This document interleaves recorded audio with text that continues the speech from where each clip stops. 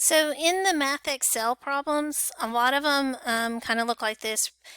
There's one that says find the lateral area and write your answer in terms of pi. So just want to make sure you're comfortable with that. Lateral area is 2 pi RH. Remember, that does not include the two circle bases. It's just the first half of the formula.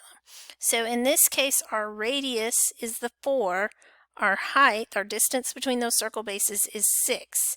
So 2 pi times radius times height, when I plug in 4 for the radius and 6 for the height, looks like this. Now, leave your answer in terms of pi. All that means is that you leave the pi alone in your answer. You don't actually do anything to it.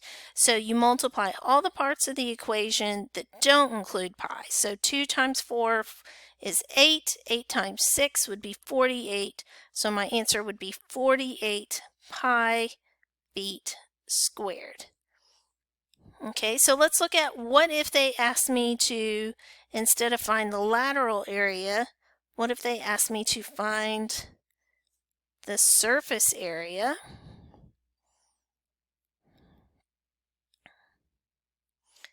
And leave your answer in terms of pi.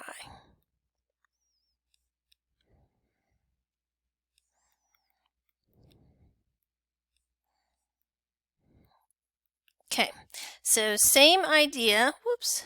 Okay, same idea.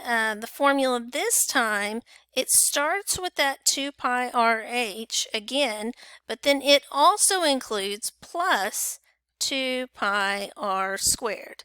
So let's look at what that looks like. So we already said our radius is 4 and our height is 6. So we would say 2 pi times 4 times 6 plus 2 pi times 4 squared. Now, this is where it gets exciting. What we said is we don't press the pi button in your calculator. What you do is you multiply these green things together, and then in the end you add them together. We're still following the order of operations, right? So when you do the 2 times the 4 times the 6, which we said was 48 pi, and 4 squared, we know that's 16, so 2 times 16, so plus 32 pi, and then according to so I did order of operations, I did exponents first, 4 squared, then multiplied it times the 2, just left the pi out behind that, and then 48 plus the 32 gives me 80 pi. So you just add the numbers in front, just like pi was a variable almost, is what you treat it like, feet squared. So there you go, friends.